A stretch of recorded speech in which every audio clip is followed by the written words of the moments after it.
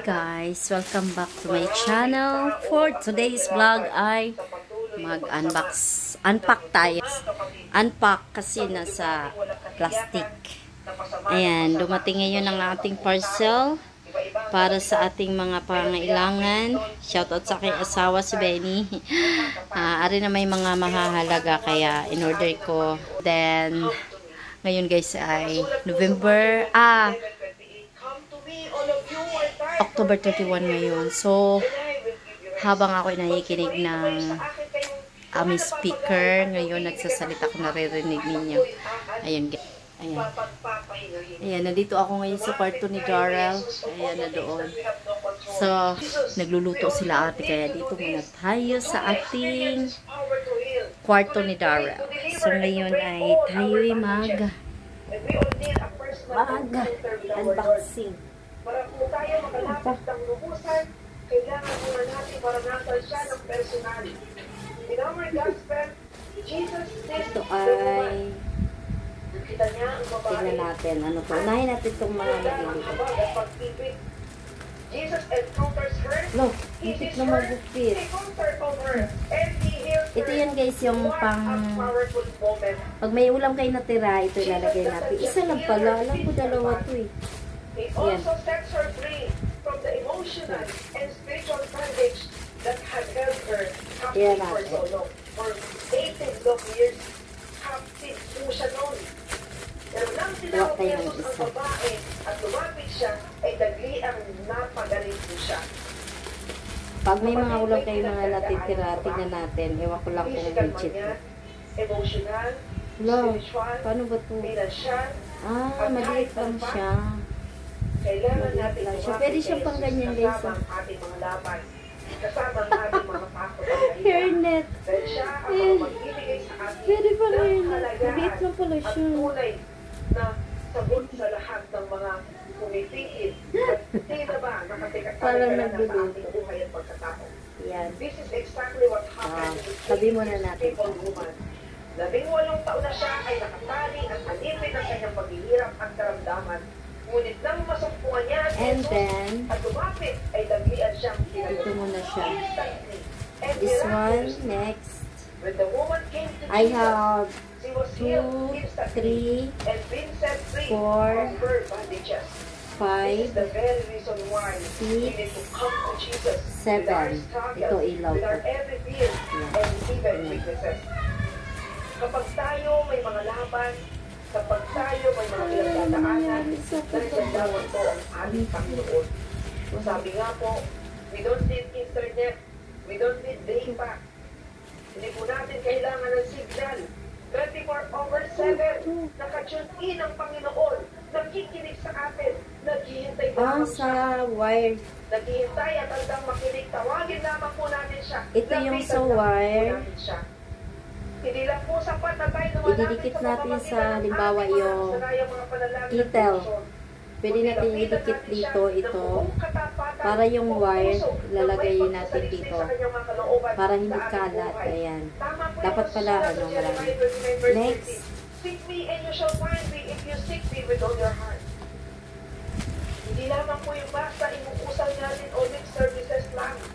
Kung hindi sa puso natin, saliksigin natin siya. Maliit Kaya lang nga po dapat po siya. kapag tayo rin ay lumalapit sa Kanya, Plastic bag. we come to Him, Plastic garbage plastic to. dapat meron po tayong a time of silence or in sa ating paglapit sa Kanya, kaya ang natin pag-usap siya sa atin. Tingnan natin, magkuha tayo ng isa. Tinawag niya ito. Tayo rin maliit lang araw-araw siya. po tayong tinatawag ng ating Panginoon. Yung nahihimbing ka, gumising ka, Ito talagang ayoko pag online. Tingnan nyo. it is the Lord na naghihintay sa iyo. Tingnan Kausapin mo siya. ninyo. Gaano man kapagalang yung katawan sa maghapon mong pag-aalaga Ayan, ganyan lang siya.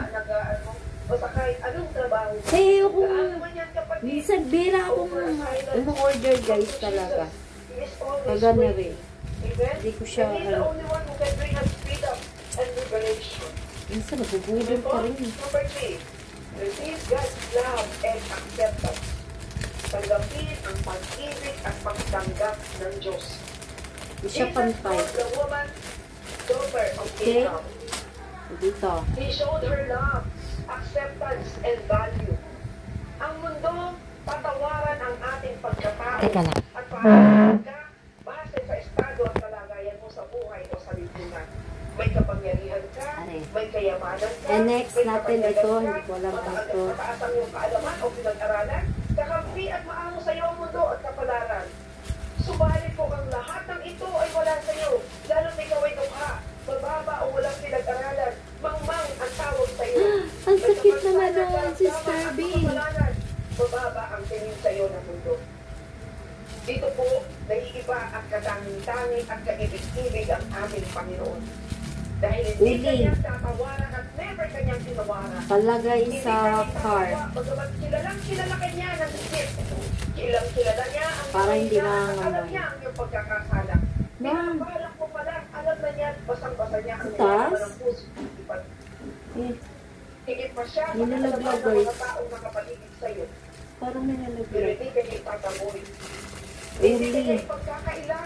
Ay, duk-duk na lang ako ng uling sa labas.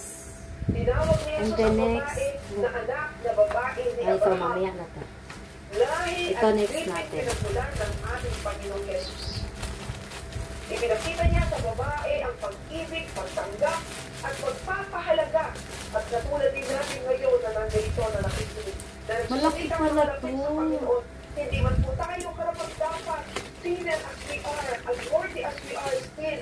Malaki. Ibigay na tayo ng paulit-ulit na pagkakataon ng pagpapahalaga at dangal bilang mga anak niya. Palagay ko sa car, malaki pala siya. Kapatid, tinatawag ka ng Panginoon hindi sa kasalanan ng Mabigat. kahinaan mo. Tinatawag ka niya ng paulit-ulit. Kapatid, anak, Mabigat siya, my guys. child, my son. Ito yung plastic my daughter. garbage. Napakaganda po ng Uling, plastic garbage, uling. Sabi po, Ito yung isa. 1, 2. Ah! the devil always Ha? knows you by your sin. But Teka. God knows your sin, but He all apple sa akin na ang pinuno ng sinagoga, galit dahil sa pagpapagaling ni Ito Jesus guys sa yung Sabat. ilaw. Tingnan At natin. nagsabi sa mga tao, Para pag "May mag-run anim na out araw na para yung ilaw magtrabaho. kami. Kaya pumunta kayo sa mga araw na iyon upang magpagaling at hindi sa Sabat." Sinagot po sila ni Jesus, "Mga mapagkunwari, hindi ba hinahayaan ninyong uminom ng tubig ang inyong mga hayop sa Ito na siya Sabat?" guys. Oh. Tingnan natin. This simply means the synagogue leader is indignant because Jesus healed on the Sabbath. Meron tayong He accuses charger, Jesus of sabitan, breaking the law. charger. But Jesus Tingnan niyo. responds Wow. by pointing out the hypocrisy of the people. Mga tingnan niyo yun. mapagpaimbabaw. He says, "Which of you having an ox or a donkey that has fallen into a well on the Buksan Sabbath natin. will not immediately pull it out? And why would this leader of the synagogue do such a thing?" Ala. Bakit nga ba? Though he and many other scribes that we know, pamilyar po tayo sa gawain ng mga eskriba, ng mga Saduceo at ng mga Patayin natin yung ilaw. Pharisees and scholars of the law, they struggle with envy and hypocrisy. And others may sometimes react. They will Yes. agree to this leader of the Ala, synagogue lakas for niya. other reason. May ibang dahilan po ito at hindi po linigyan sa Panginoon. And one such reason is scrupulosity. Ah. Ano po yung ibig sabihin ng scrupulosity sa wikang Tagalog? Mapagmasid sila. Ito, pwede siya guys sa tubig. Naghihintay silang mahulog sa bitag Then, ng ating Panginoon at pakitaan ng kasiraan at butas. Pagnilayan po natin mabuti. Bakit magagalit ang pinuno ng sinagoga sa magandang ginawa ng Panginoon dahil sa pagpapagaling ni Jesus sa isang babae sa Kaya Sabat? patayin natin. Siya ay may kapansanan sa loob ng 18 taon. Isipin Meron ng siyang- kanyang pamilya na ito nakita yung ng kanyang ano niya, pagkusa at kakibahagi I-charge. sa kanyang Tapos, pasa. pwede ka mag-charge dito. Kung sila ang naroon, Pag malubat ka, kamag-anak ng ayan. babaeng ito, Pwede ka mag-charge dito, Type-C, Type-C, and pwede magpa-music. Basta. Ang ganda nito guys, gusto ko talaga. Ngunit ang reaksyon ng Dagdagan pa natin to sinagoga next ay month. hindi po normal. And why would this leader of the synagogue do such a thing? Amen? Amen. Bakit nga ba? Bakit? Hmm? Wala silang ginawa kundi magmasid. Ang ganda nito.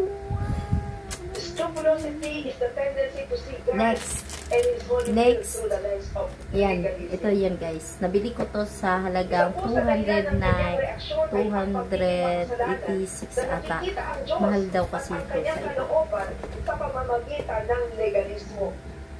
Ano po ba yung legalismo na to o legalism? In here, as we can recognize, legalism is not just being faithful to the law of God because that is a good thing. Legalism is a misinterpretation of God's law by which one or they Dagdagan ko pa to ng marami.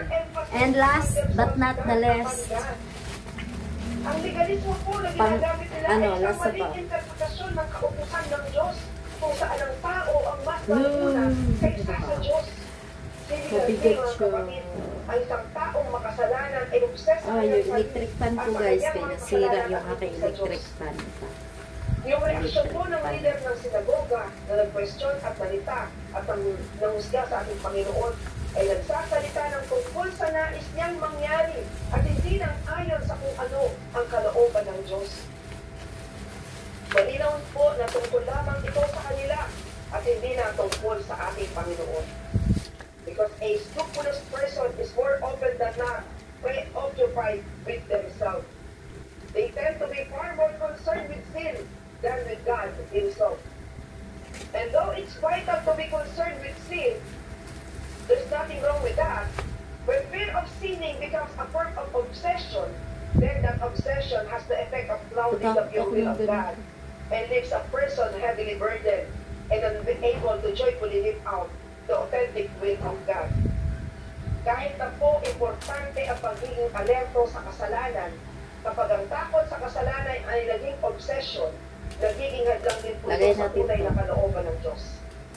Saint Therese of Lisieux was one saint who na often ganyan, shared her pamay-pay. struggles with scrupulosity in her autobiography.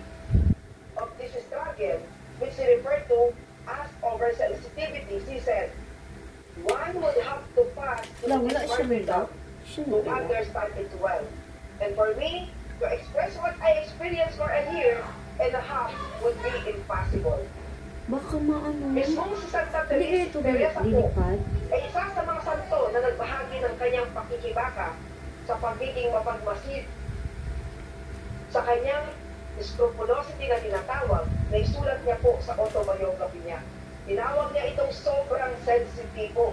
At sinabi niya, kailangan mong mananasan ang pagdurusa na ito upang maipaunawaan ito i-push. na mabuti. At para sa akin na ipinahayag ang aking naranasan sa loob ng isang taon at kalahati ay sadyang imposible. Ngunit kalaunan po ay nakaranas siya ng isang kumpletong conversion kung saan ang mabigat na pasanin ng sobrang sensitibo ay nawala. May ano kasi ito guys, may something na parang balik siya. Tapos ito buong to, hindi ako makakabuhat ng Isa sa mabigat. mga paraan na aapektuhan siya ay ang takot niya na kahit ang mga random niyang pag-iisip ay mortal na nakasalanan at siya ay mapaparusahan. Nabuhay po siya sa ganung pakiramdam.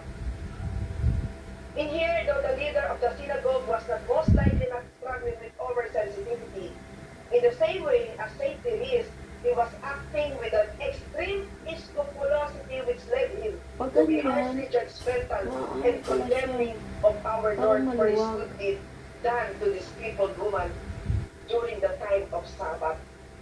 Kahit na po importante ang pagiging alerto sa kasalanan kapag ang takot sa kasalanan Maluwag yung ay naging tunig yun na, obsession ayusin na natin. tinutulong nito sa tunay na kalooban ng Diyos.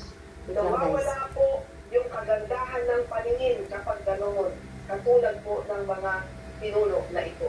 Kaya para po lubos na makamtan at maranasan ng mga grasya kapag presensya at kapangyarihan ng Panginoon, huwag po natin hayaang magbigis sa atin ang mga tuntunin at mga regulasyon.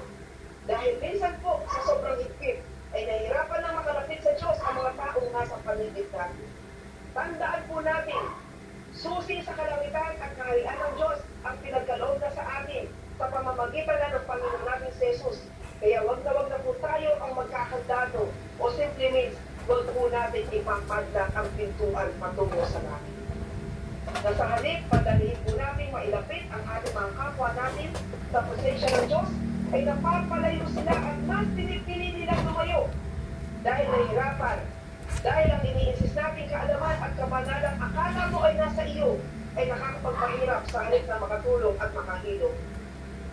Minsan po, dahil sa maluwag very na human siya. approach, ay nakakalimutan na natin isip kung ano nga ba ang Kailangan purpose ni natin Lord at tanging kalooban ng Panginoon sa bawat isa. Para walang That's why, problema.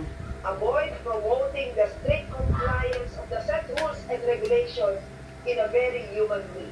Instead, promote the loving grace and mercy of God which leads people to their salvation through our Lord Jesus Christ. Huwag po tayong tumulan sa mga tinutungkol sa ebanghelyo natin ng mga pinuno na Yan. ito. The synagogue leader was Now, we are going to try this. this. We try and try until we try. And then, Amen po? amen. Number 4 po. Show Guys, meron akong tip sa inyo. Pag kayo yung order, di ba, magpakita ng yung pangalan nyo dito, lagyan nyo ng lighter, sunugin niyo yung, pailawan niyo dito ng lighter para yung mag-itim siya dito, hindi makikita yung name ninyo, para hindi makopya ng iba, pati yung address ninyo. Susunugin nyo lang, paiitimin nyo lang dito yung mga pangalan. Yan, baka kasi makuha ng iba yung complete name nyo at saka complete address. Baka kayo yung alam nyo na guys, ang tao. Yan. So, testing natin.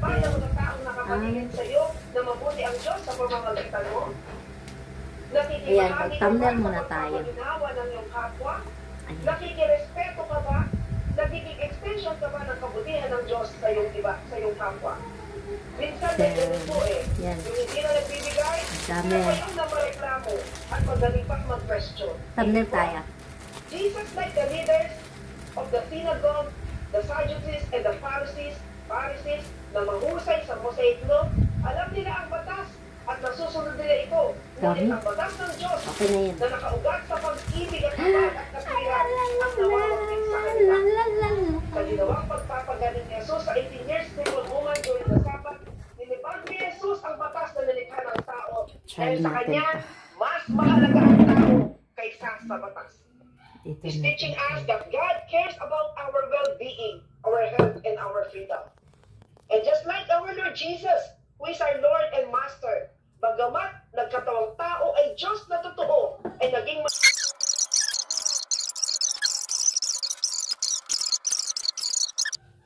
we too, kailangan din po nating magtiwala sa kapangyarihan ng Diyos na magpagaling at magpalaya sa atin. Magagawa niya ang lahat ng bagay na higit pa sa ating iniisip. The woman trusted Jesus and He healed her. We need to trust God's power to heal and liberate us. Tika lang Because guys, He is meron pa able to akong do exceedingly, abundantly, above all we ask or think. This is the power of God. And we can truly experience freedom and liberation from here. Sa akin pong pagtatapos, as we conclude on this discussion, let us all remember that Jesus is still in the business of healing and liberating people today. Nangyari at naipahayag po ito ng matagal ng panahon during Jesus' ministerial time, and He still kept calling out to those who are bent over, to those who are suffering, to those who are feeling trapped, and He's saying, you are free, you are loved, you are valued. May we all experience the freedom and liberation that comes from knowing Jesus. May we all rise right now. Okay na to guys. Thank you for watching everybody. Bye. God bless us all. Humbling and making ourselves